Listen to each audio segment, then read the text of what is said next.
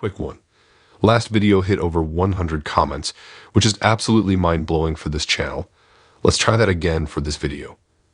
Comment down what you think about these stories, or just a hello, and the team will reply. We always reply to the comments. As always, please like and subscribe and help this channel grow. Thank you. I've been using the dating app on and off for months, going on dates here and there, but nothing meaningful ever seemed to come of them. The men were either dull, creepy, or just wanted a hookup. So when I matched with Jamie, I was pleasantly surprised. His profile picture showed a nice-looking man with warm brown eyes and a kind smile. He seemed down to earth and genuine. We started chatting and really hit it off right away. The conversation flowed smoothly, and he had me laughing out loud at his witty jokes. He worked as an engineer and liked playing guitar and hiking on weekends, similar interests to my own. His messages were thoughtful and sweet, asking questions and remembering little details about me. After a week or so of constant, easy messaging back and forth, he finally asked me out on a real date. I was so excited and also a bit nervous. We made plans to meet that Friday evening at a new, trendy restaurant downtown. I spent way too much time picking out the perfect date outfit and styling my hair and makeup just right. I wanted to look absolutely beautiful for him.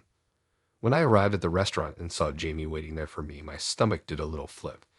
He looked even better in person, tall and muscular with thick, shiny dark hair and sharp cheekbones that gave him an elegant look. We hugged hello, and he immediately complimented how nice I looked. The conversation picked up right where our messaging left off, natural and full of laughs. We sat talking with ease through dinner and a bottle of wine. The food was incredible, with amazing flavors and beautiful plating, but Jamie's charming company was the highlight. After dinner, we closed down the restaurant, lost in conversation for hours. The date was even better than I could have imagined. Afterwards, Jamie asked if I'd like to go back to his place for a nightcap. I hesitated for a moment, wondering if this was moving too fast, but I already felt so comfortable with him that I agreed. We took a cab across town to his sleek high-rise apartment building. He gave me a tour of his place. Everything looked shiny and new, with huge windows that had an incredible view of the cityscape. He offered me a glass of whiskey and put on some smooth jazz music in the background. We sat together on his plush leather couch for a while, talking and laughing some more. Eventually, Jamie made his move and leaned in for a kiss. I kissed him back eagerly. Things quickly escalated as the kisses got deeper and more passionate. Before I knew it, we were stumbling into the bedroom, leaving a trail of discarded clothes behind us. In the heat of the intense chemistry between us, I ignored the tiny voice of hesitation in my mind telling me we should slow down. Afterward, laying naked intertwined beneath the luxurious high-thread couch sheets, I started to feel some regret creeping in. Sensing this, Jamie was extra affectionate and attentive, caressing my hair and looking into my eyes. He insisted I spend the night and promised to make me breakfast in the morning. His apartment was much closer to my office than my place, so I agreed despite my misgivings about moving too fast. I nestled into Jamie's strong arms and drifted off to sleep. The next morning, I awoke to the rich aromas of sizzling bacon, brewed coffee, and cinnamon.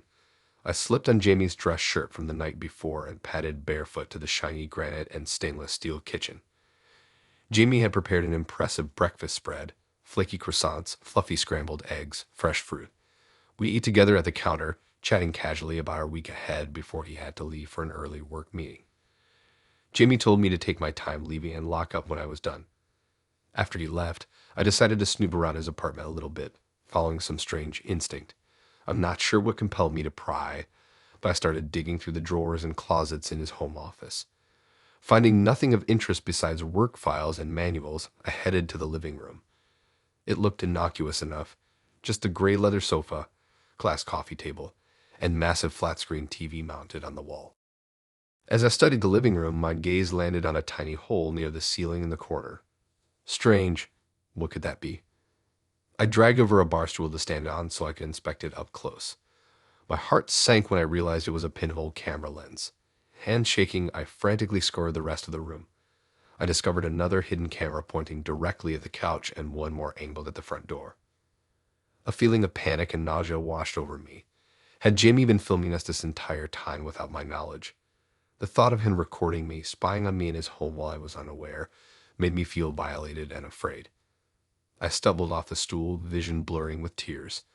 My mind raced as I checked the rest of the fancy apartment for more secret cameras. I found two more in the spacious bathroom, one in the shower and another above the sink. The last one was mounted in the vent pointing toward the bed in the boudoir where we had slept. I imagined Jamie watching the footage of our intimate night together and felt like I might vomit. How many other unsuspecting women had he preyed upon like this? Grabbing my things, I rushed out of the apartment as fast as I could. My hands shook as I impatiently jammed the elevator button over and over. When I finally made it outside, I hurried down the street, constantly glancing behind me to make sure Jamie wasn't following. My mind swirled with what to do next. Should I go to the police? But I had willingly gone home with Jamie. Would they even help me?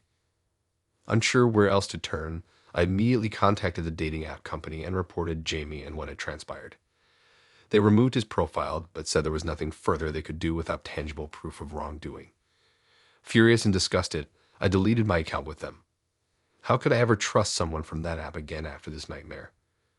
In the coming weeks, I became obsessed with researching Jamie, his identity, his job, anything I could dig up on him. My late-night internet searches eventually revealed his last name and place of work. To my complete horror, I discovered his technical job was installing security and surveillance systems for homes and businesses. He clearly used his expertise to take advantage of unsuspecting women he met on dating apps. I contemplated going back to the police with this new information, but ultimately decided there was likely nothing they could legally do unless others came forward. In the end, I chalked it up to a terrifying life lesson.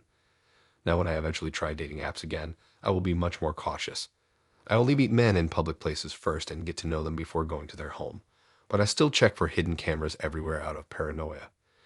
Jamie's deception shattered my ability to ever fully trust someone new or let my guard down on dates. The world is full of dangerous predators hiding behind charming online dating profiles. I learned the hard way.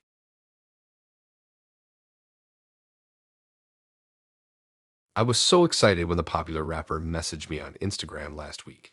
I had been following him for years and loved his music, so I couldn't believe it when he asked me out on a date. Ever since I was a teenager, I would blast his songs in my car and could rap along to every lyric. I had posters of him plastered on my bedroom walls and considered him my celebrity crush. His Instagram made him seem like such a charismatic, funny guy. So when he slid into my DMs out of the blue, I was absolutely overjoyed and immediately said yes. Leading up to the date, I spent hours picking out the perfect outfit. I must have tried on 20 different dresses before deciding on a sleek black mini dress that I thought made me look but elegant. I paired it with strappy heels and did my makeup flawlessly. A smoky eye with winged liner and a bold red lipstick. I wanted to look glamorous for my date with a celebrity. I just couldn't believe this was happening. As I was getting ready, I kept daydreaming about how the night would go. I imagined we'd hit it off instantly with great conversation. I fantasized that romantic sparks would fly, and by the end of the evening, he'd ask me to be his girlfriend. I pictured holding his hand as he gave me a tour of his luxurious house. In my head, I was already his girl. When I arrived at the trendy restaurant he picked for our date, I immediately spotted him at the bar. My heart did a little flutter.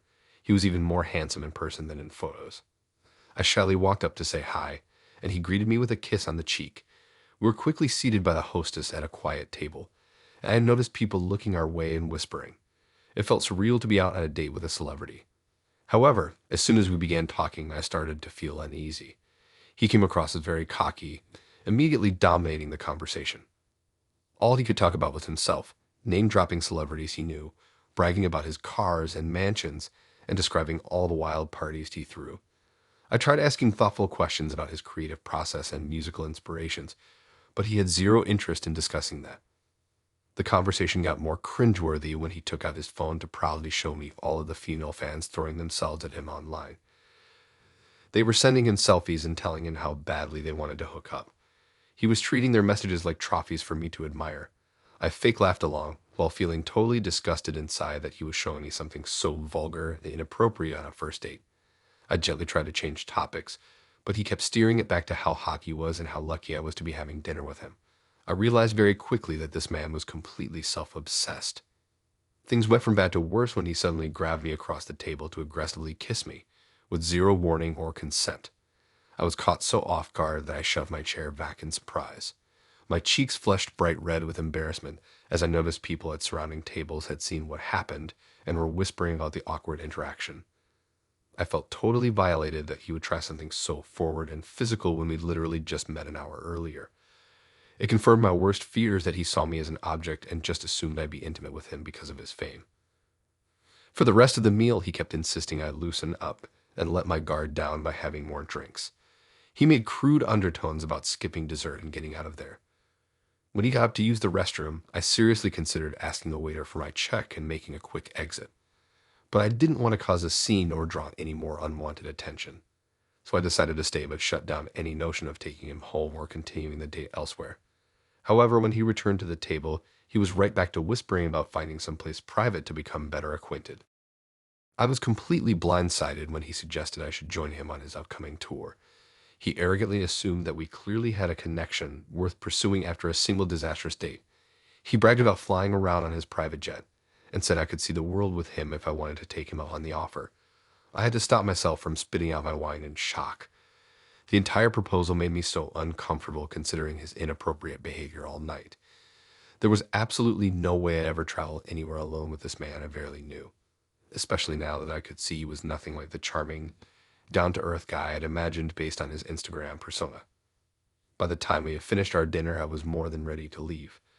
As politely as I could, I told him I had to get home early to walk my dog. I paid for my half of the meal and rushed outside to hail a taxi, declining his offer to continue the date back at his place. Honestly, I felt relieved to put distance between us. His aggressive advances and over-the-top arrogance were huge red flags I should have paid closer attention to sooner. During the cab ride home, I chastised myself for being so blinded by his celebrity status that I ignored all of the obvious warning signs. If I had relied on my intuition instead of seeing him through rose-colored glasses, I could have avoided that terrible date. I was just grateful I got out of there before anything scarier happened.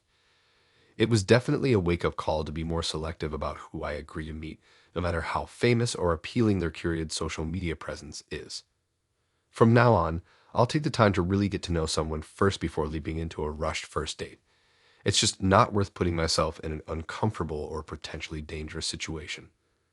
I learned the hard way that you can't believe someone's hype on Instagram.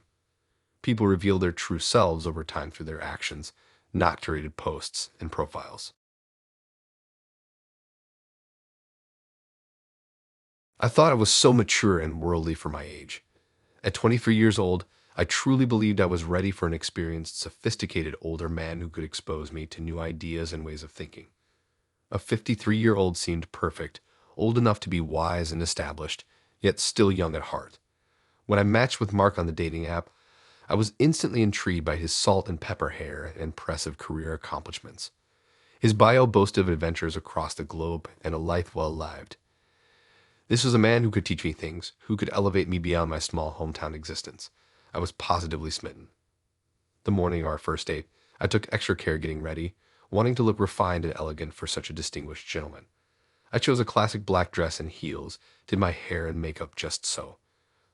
I stared at myself in the mirror, imagining how I might look on the arm of this silver fox, picturing the envious glances of women as they realized I was with him. I felt beautiful, desirable, and oh so grown up. When I arrived at the cafe, I spotted Mark at a corner table. My heels clicked conspicuously on the tile floor as I walked over, announcing my arrival. He stood up to greet me, taking me in with an unsettling gaze that lingered a bit too long on my body. I chalked it up to first date jitters and sat down across from him with a demure smile. The conversation began benignly enough, but it wasn't long before the tone shifted. Casual small talk turned into increasingly personal questions. He wanted to know about past relationships, experiences, private details I wasn't prepared to disclose, especially not to a veritable stranger. Nervously, I redirected the conversation to safer ground, speaking vaguely of career goals and hobbies. But Mark continued to steer things back towards the boundary crossing personal territory. He pressed for specifics. What kind of underwear was I wearing right now? Was I a virgin? Had I ever sent nudes? I was completely blindsided by these inappropriate, overly intimate questions, unsure how to respond. Desperate to ease the tension, I tried to make light of it to give him the benefit of the doubt. Maybe this line of questioning was his clumsy attempt to show interest, to bond, and get to know me better. Either way, I did not feel comfortable indulging his obvious curiosities. I had imagined our conversation flowing intelligently from art to philosophy and beyond. Not once had I envisioned needing to defend my privacy to someone old enough to be my father. As I politely but firmly tried to set some boundaries around what I was willing to discuss, I sensed his frustration mounting. He wasn't getting what he wanted from me. I began racking my brain for an excuse to cut this date short, for an escape plan to remove myself gracefully from this uncomfortable situation. But before I could come up with a way out, Mark suggested we leave the cafe for somewhere more private. My blood ran cold. Gripped by panic, I froze. Every warning bell was sounding in my head, but I didn't know how to extricate myself without provoking him further. I thought about all the stories of women put in dangerous positions by men they barely knew. What if he refused to take no for an answer? What if he lashed out in anger? I was petrified. Summoning every ounce of courage I possessed, I declined his invitation as tactfully as I could. I said I needed to get going, that my roommate was expecting me back soon. He scoffed, clearly irritated, and mumbled something under his breath I couldn't quite make out. My face burned with embarrassment and shame, feeling as though I had somehow brought this all on myself. I averted my eyes, fumbling to gather my things, just wanting this nightmare to be over. Once outside, I sucked in deep breaths of fresh air, trying to slow my pounding heart. I berated myself for being so foolish. Of course a man his age would only be interested in one thing from someone like me. How could I have missed the blatant warning signs? His perverted line of questioning should have been my cue to leave immediately. Instead, I had stuck around, giving him the benefit of the doubt, still clinging to the illusion of a romantic, intellectual connection. I felt unsettled and violated by the entire experience. Even though nothing explicitly sinister occurred, I was left with a lingering sense that I had narrowly dodged a bullet. Who knows what might have happened if I had agreed to go somewhere alone with him? I shuddered to think what his endgame might be. Surely no good could come of an older man asking a young woman he barely knows deeply inappropriate questions before proposing they go off together in private. At best, it was wildly inappropriate. At worst, possibly illegal. In the aftermath, I was forced to confront my deep sense of shame and foolishness. I had curated an idealized image of who Mark was and what our date could be, ignoring any red flags that popped up along the way. I was so caught up in the fantasy of a mature, experienced man elevating me that I lost sight of the reality unfolding right in front of me. It became painfully clear that I lacked the discernment and confidence to engage with an older man in a healthy way. The power imbalance was too great.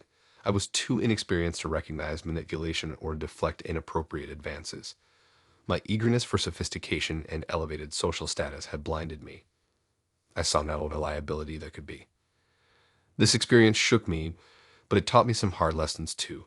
I realized I needed to spend time discovering who I was as an individual, apart from any romantic partner, before I could have an equitable relationship. I also needed to tune into my own intuition and be willing to walk away at the first sign things were off. No amount of fantasy was worth compromising my dignity and safety. While the date was undoubtedly traumatic, I tried not to let it embitter or harden me permanently. Not all older men were predators looking to exploit young women, but next time I would be far more cautious and discerning. I had learned the hard way to see people clearly for who they were, not who I hoped they would be. My eyes were wide open now, no more blind spots.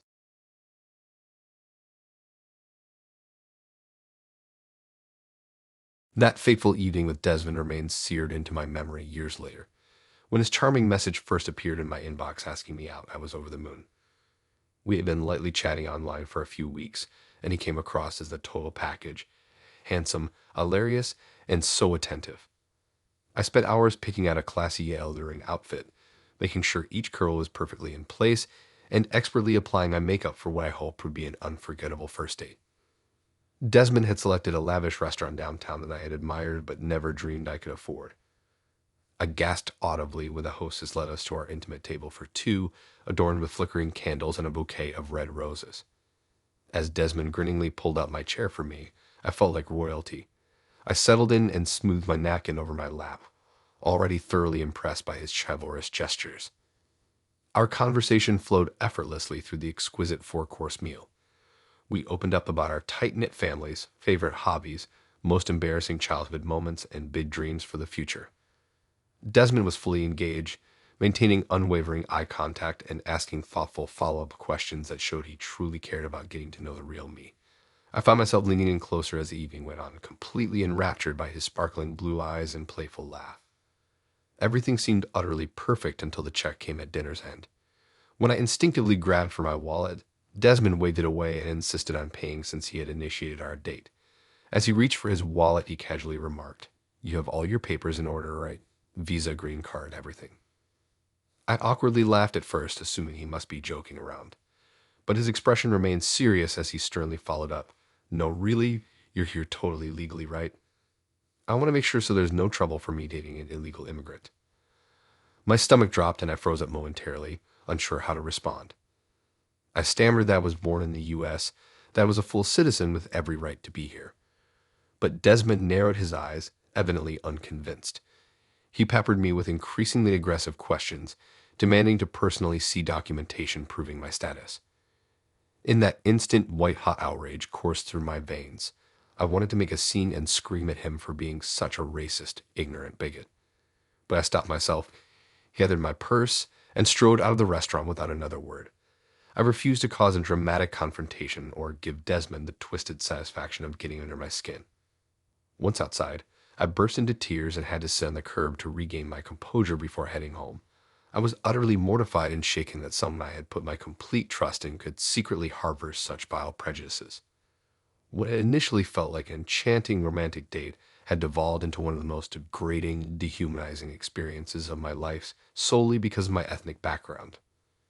Over the next few days, I agonized over replaying our every conversation in my mind, wondering if I had missed subtle but concrete warning signs from Desmond about his abhorrent views. But I couldn't pinpoint anything specific. All his friendly questions about my tight-knit family, favorite childhood memories, and dreams for the future certainly hadn't raised any red flags in the moment. Now, I realized this must have been his warped way of subtly profiling me based on his own racist assumptions.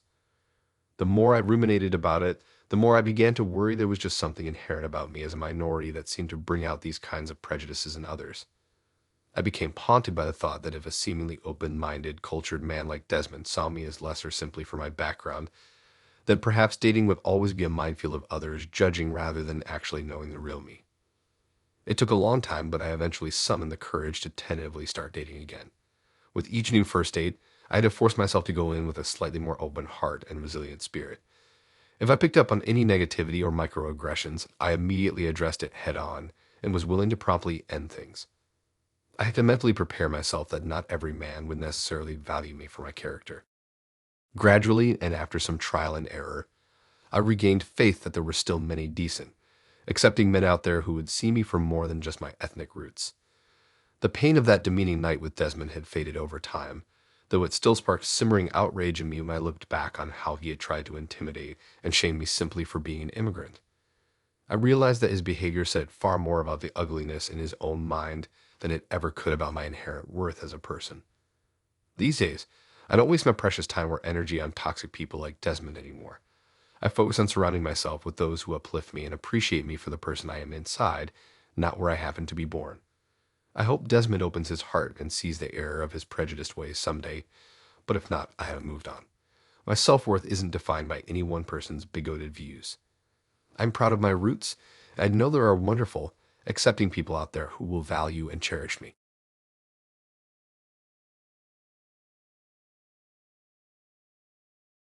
I had met Nana online, and we really hit it off. We texted constantly and talked for hours about our shared interests like hiking, trying new restaurants, and photography. She seemed intelligent, funny, and kind. Her photos showed a petite, pretty brunette with bright eyes and a warm smile. I was really looking forward to finally meeting her in person for our first date. We had agreed to meet at Carluccio's, an upscale Italian restaurant that just opened downtown. I arrived early and waited nervously at the bar, straightening my tie for the third time and running my fingers through my hair to get it just right. As I sipped on a glass of Chianti, I kept glancing around looking for Nana. Finally, I saw her walk in the entrance, wearing a floral sundress and tan wedges.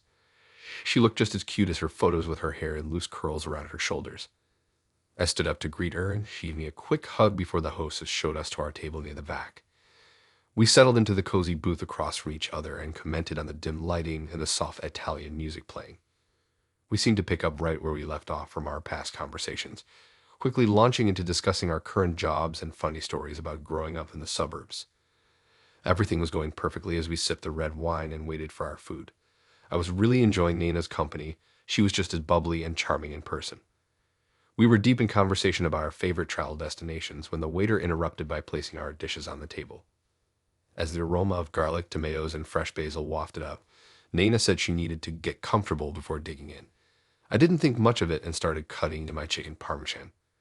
But suddenly she reached into her purse, pulled out a small case, and took out her dentures. I froze with my fork midair as she casually placed a set of teeth on the tablecloth next to the bread basket. She looked up and gave me a toothless grin that made my stomach turn. I was completely shocked. This sweet, pretty girl I had been laughing with just seconds before was now gumming a smile at me. I tried to hide my horrified expression by staring intently at my plate of pasta, but I had lost my appetite completely after witnessing such a disturbing sight. We sat in excruciating silence for several minutes, just the clinking of utensils and plates around us. I nervously sipped my wine, trying not to glance up at those pearly whites resting just inches from my hand. I worried Nana might try to use her fork without her teeth and attempted to discreetly shield her dentures from view in case the waiter returned. I don't know how I made it through the remainder of the meal.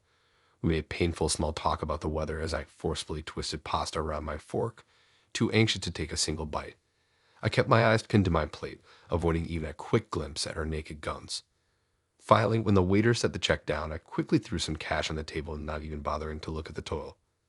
I just needed to escape this awkward situation immediately. We walked out of the restaurant in tense silence and stepped onto the sidewalk. I made up an excuse about having an early meeting the next morning, and we exchanged brief goodbyes. I resisted the urge to run to my car, keeping composure until I turned the corner. Then I cringed thinking back on the nightmarish dinner scene that would be seared into my mind. On the drive home, I felt completely deceived. How could such a seemingly sweet, stunning girl have hidden something so significant? Over text and call, she came across as a thoughtful, funny person I wanted to get to know better. But in just a moment, my perception came crashing down. Everything was perfect between us until that horrifying instant when she removed her teeth. She didn't give any hint or warning, just casually placed them on the table like it was normal behavior. I kept replaying it in my mind, still in disbelief. Over the next few days, Nana texted several times asking for a second date, but I made excuses that I was busy with work. After what I had witnessed, I could not bring myself to look at those gums again. The idea of kissing her or introducing her to my friends now made me shudder. My closest friends tried to convince me I was overreacting, that dentures aren't a big deal and I shouldn't judge so quickly, but I can't move past the feeling of deception. She intentionally hid something so significant about herself until I was trapped across the table. I keep imagining taking her to meet my family or kissing her goodnight, and those mental images of her toothless make me cringe. Maybe I'm being overly critical and vain, but I can't date someone after such a shocking first impression. The more I thought about it, the more I realized I didn't actually know Nana at all. We had great conversations, but she had intentionally hidden this very personal detail that drastically changed how I saw her. It made me question if she was genuinely the person I had built up in my mind. This experience has made me worry about online dating as a whole. You can chat for months, thinking you know someone's core values and personality, but they can still hide parts of themselves until you finally see each other in person. I used to be open to all types of people, but now I'm nervous I'll overlook some other glaring incompatibility again. I don't know how to trust that initial spark and connection after being so completely blindsided. My confidence in my ability to read people is shaken. I'll probably avoid dating for a while until this uneasy feeling passes, or at least until I can erase the memory of Nana smiling across from me with those pearly whites resting next to the bread basket. I still get chills just picturing her toothless grin. This date was definitely a wake-up call. Next time, I need to make sure I really know someone's full self before meeting in person. I have to ask more questions and not just rely on flirty conversations. I thought Nana and I had real potential, but clearly I didn't have the full picture. I had just gotten out of a long-term relationship and was looking to get back out there and have some fun. Being newly single in my late 20s, I decided to try online dating for the first time. After setting up a profile and swiping for a few days, I matched with a cute brunette named Amy. She seemed fun and outgoing in her photos, plus we had a lot of similar interests. We exchanged a few flirty messages within the app before deciding to meet up for dinner and drinks that weekend. When we met at the restaurant, I was pleasantly surprised by how attractive she was in person. We hit it off right away, talking and laughing nonstop through dinner. The conversation flowed easily and we shared the same quirky sense of humor. After a few cocktails, Amy suggested we go bar hopping around the neighborhood to keep the night going. I was feeling buzzed and excited about this new connection, so I readily agreed. Over the next few weeks, Amy and I fell into an intense routine of spending all our free time together. We'd make dinner at my apartment, watch movies curled up on the couch, and spend long weekends going on mini road trips out of town. She always had little gifts for me, like my favorite craft beer or concert tickets to a band I liked. I have to admit, all the attention and romance felt good after being single for so long. The only hiccup was that Amy could be a bit possessive at times. She always needed to know where I was going and who I'd be with if we weren't together. She would text me constantly throughout the day, getting upset if I didn't reply right away. Once she showed up unexpectedly at a happy hour I was at with some buddies from work. She laughed it off as just wanting to say a quick hello, but I thought it was odd. While her intense affection was flattering initially, after a couple months it started to feel smothering. I was having fun with Amy, but knew in my gut this wasn't a forever relationship I wanted to leap into. When I gently brought up wanting to take a step back and date more casually, she became emotional. She clung to me, crying, saying she couldn't bear to be without me. I felt awful, but knew I had to hold my ground for the sake of my own independence. One night I came home from a long day and just wanted to order takeout and zone out by myself. But when I unlocked my front door, I was startled to hear noises coming from inside my apartment. I slowly walked into the living room only to find Amy sitting there on my couch in the dark. She had let herself in using the spare key I kept hidden under the mat. She acted like her being there unannounced and uninvited was totally normal. I was furious and told her to get out immediately. How long had she been invading my space when I wasn't there? This was crossing the line. In the following weeks, I made it abundantly clear by phone, text, and in person that the relationship was over and I wanted no further contact. Amy did not take it well. She began showing up everywhere I went, waiting outside my office building after work, bumping into me at the cafe I like going to on weekends, even turning up at a buddy's house party she hadn't been invited to. Each time she would become hysterical, begging me to take her back and give her another chance. It was scary and bizarre behavior. My friends started noticing a car parked on my street late at night that matched the description of Amy's. I came home one evening to find my front door knob scratched up like someone had tried to pick the lock. I began panicking. She knew where I lived and had shown she had no boundaries. What if she turned violent? I wanted her obsessive stalking to stop immediately, but wasn't sure what I could legally do besides changing my locks and avoiding her the best I could. One night after work, I noticed a car following me very closely on my drive home. When I pulled into my parking spot, the car pulled in right beside me. It was Amy. She came at me screaming that I was cheating on her and she wanted me to die. I threatened to call the police, which prompted her to peel off, still shouting obscenities. Shaken, I filed a police report about the incident. They documented her harassment, but said there was not much they could do at that point without evidence she intended physical harm. Over the next month, I fell into a constant state of hypervigilance, looking over my shoulder wherever I went. I switched up my routines to make myself less predictable. I informed my neighbors to call me if they saw Amy lurking around the building. I spent less time alone in public places. I hated feeling like a prisoner because of her irrational behavior. Gradually, the tireless, unwanted contact tapered off. I stopped catching glimpses of Amy following me or showing up unannounced. Perhaps she had finally gotten the message and moved on. I remained cautious and alert, keeping an eye out for any signs of her return. I made sure my close friends knew not to disclose any details about my whereabouts or new relationships to anyone. Reflecting back, I clearly overlooked some critical red flags about Amy's possessive, obsessive tendencies from the start. I should have trusted my intuition sooner that something was off. This experience taught me to be much more discerning and guarded when first getting involved with someone. At the slightest sign of controlling behavior, alarm bells now go off in my head. While I'm open to finding love again someday, I'm in no rush. My safety and peace of mind have to come first. For now, I'm keeping things light and casual in the dating scene and setting commitment for someone who gains my trust over time. The stalking may have shaken me, but I won't let one unstable person override my faith in finding healthy love.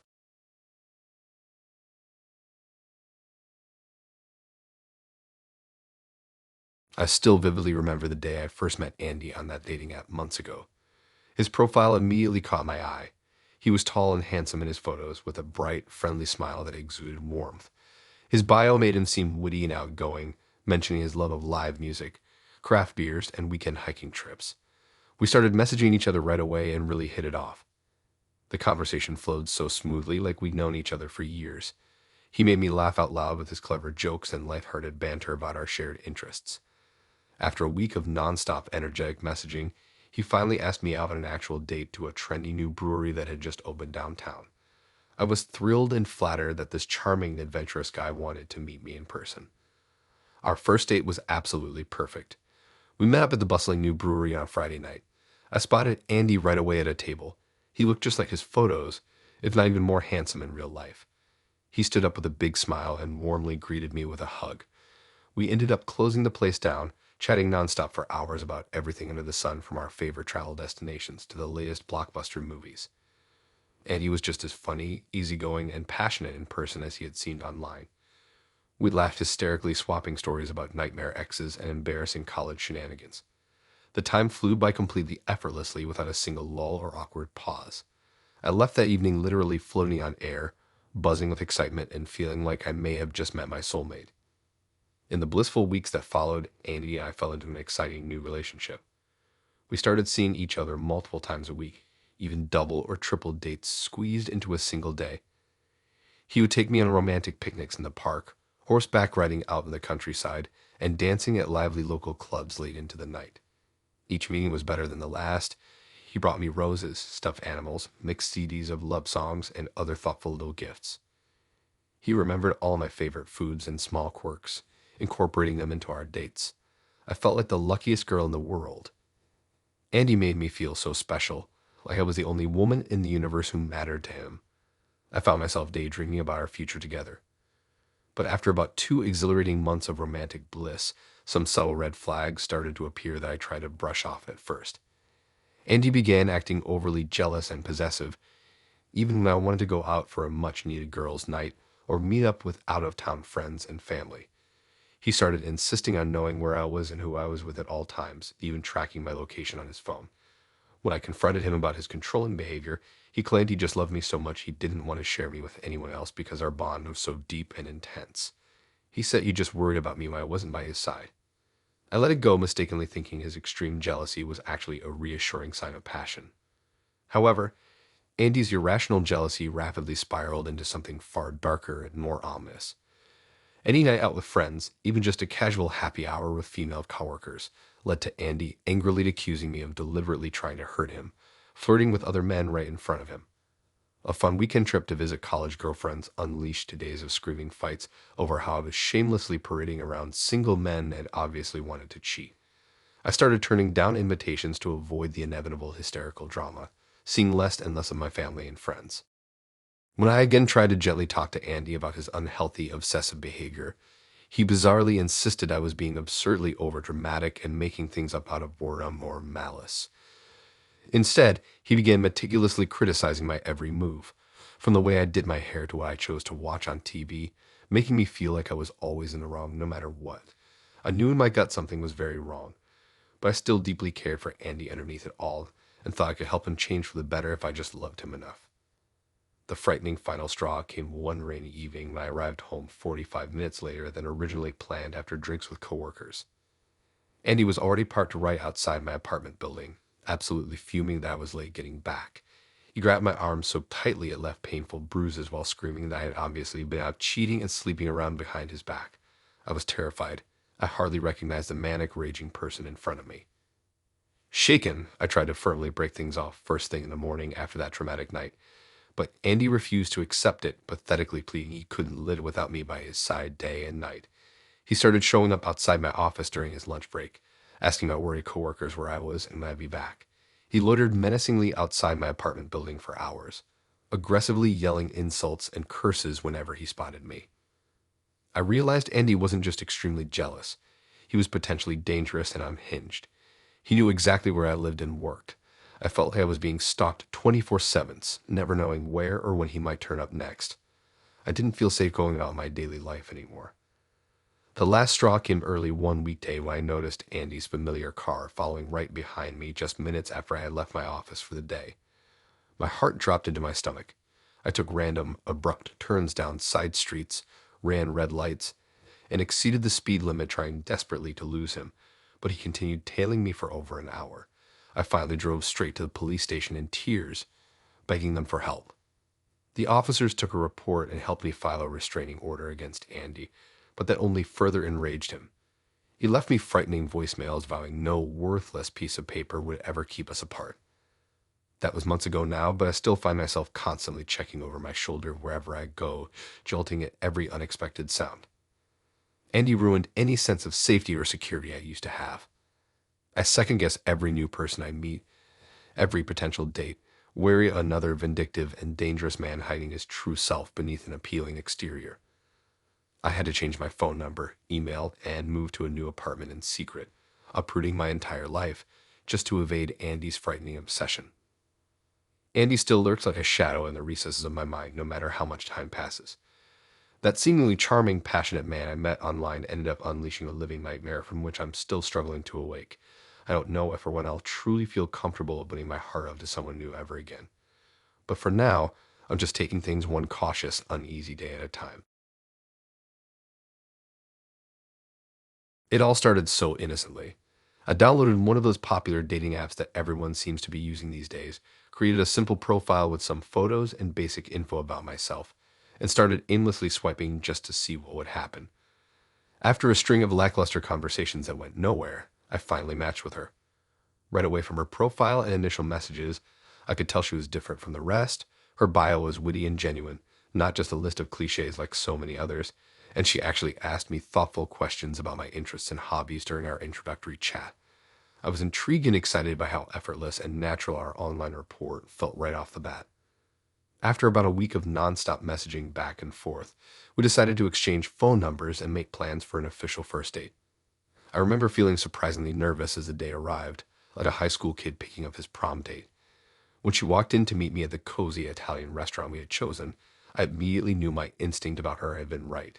She looked just as beautiful as in her photos, with kind eyes and a warm, almost shy smile that instantly made me feel comfortable, like we were old friends catching up rather than strangers meeting for the first time. Our conversation over dinner flowed easily from the start. We discovered we shared so many of the same interests, favorite movies and TV shows we could quote endlessly, eclectic musical tastes spanning decades, and a similar offbeat sense of humor that kept us laughing all evening. Details about her childhood, family, dreams, and ambitions for the future organically emerged, and I found myself opening up and sharing things about my own life in a way that felt effortless with her, like talking to someone I had known for years. I could not remember ever feeling such an instant connection and sense of compatibility with someone on a first date before. We started seeing each other several times a week after that magical first evening, and each time we met, I learned something new about her that made me like her even more.